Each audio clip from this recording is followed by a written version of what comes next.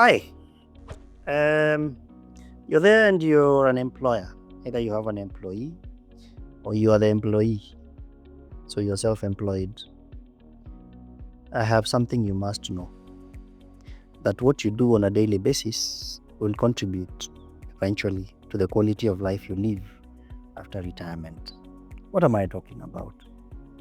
You see, our lives is structured such that we are born, we grow, we learn, and then we get into a trade.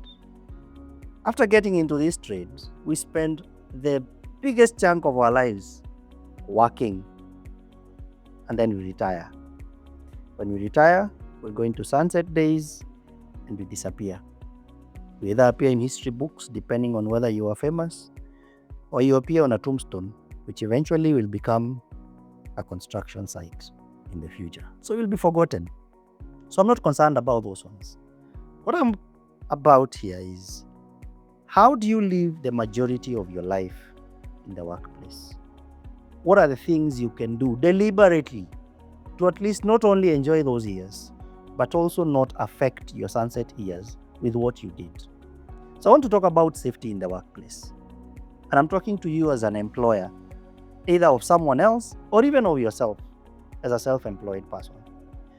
What is a workplace? A workplace is this place where you leave your house and go to and say, I have gone to work. I have gone to fend for myself or for my people. That place is the one I'm talking about. That workplace. It could be there in Juakali, it could be out in the open under a tree, it could be under a building, it could be in a fancy commercial building in Kilimani and Westlands and Lavington. It could be in that industry, in industrial area, Babadogo, and wherever. We're talking about that space that you're calling your workplace. So let me break it down. Safety 101. What are some of the most basic things, without even going deeper into analyzing the specific risks that you are being exposed to because of what you're producing or what you're doing on a daily basis? What are some of the most basic things that you must have or that you're required to at least consider? I'll tie this with the law.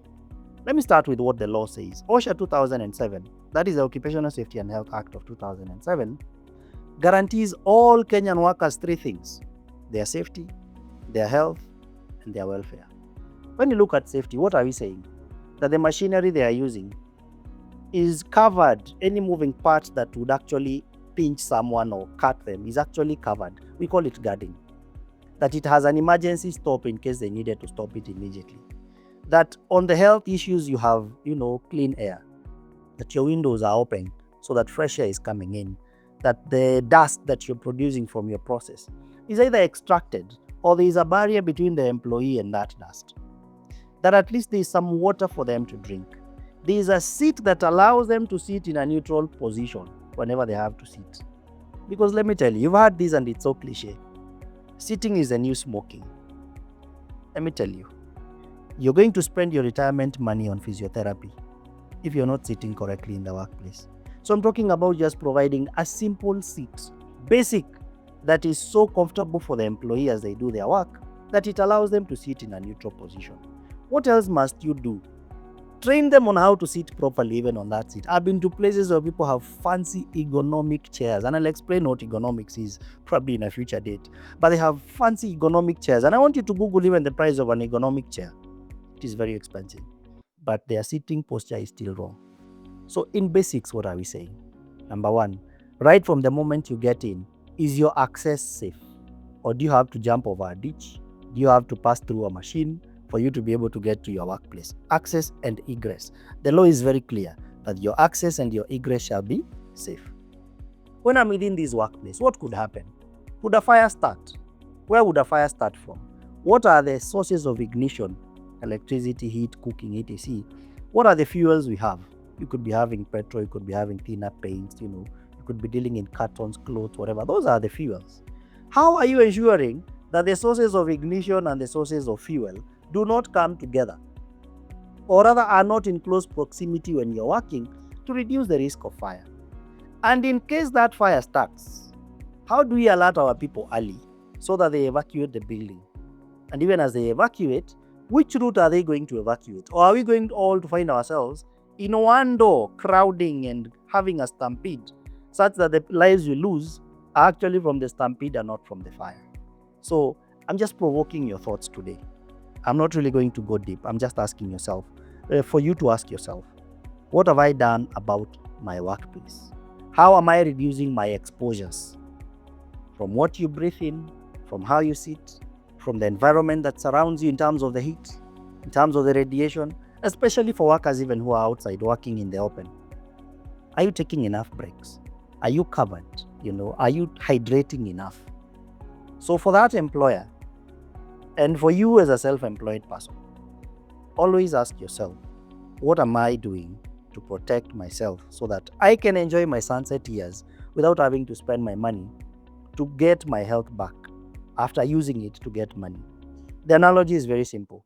If you're going to sacrifice your safety and your health to get this money, you'll eventually have to spend all that money trying to recover what you used.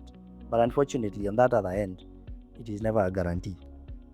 So let's just think about the basics. The law is very clear. You need to identify what could happen to you.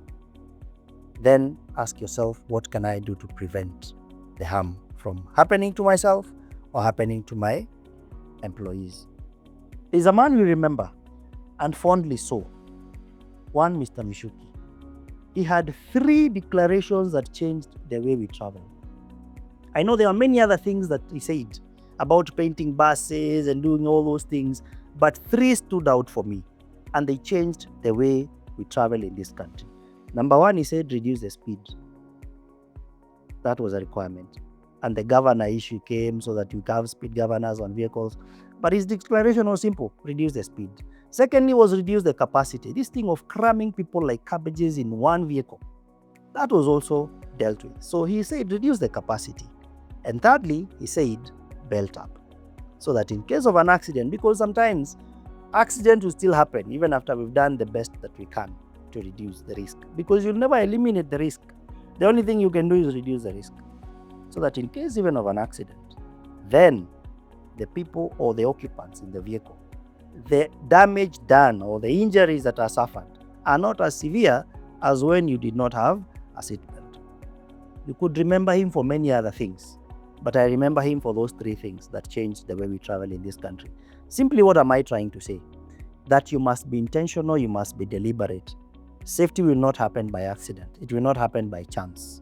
You have to be deliberate about making changes that will bring a better environment in your workplace for yourself and for your workers. See you in the next episodes.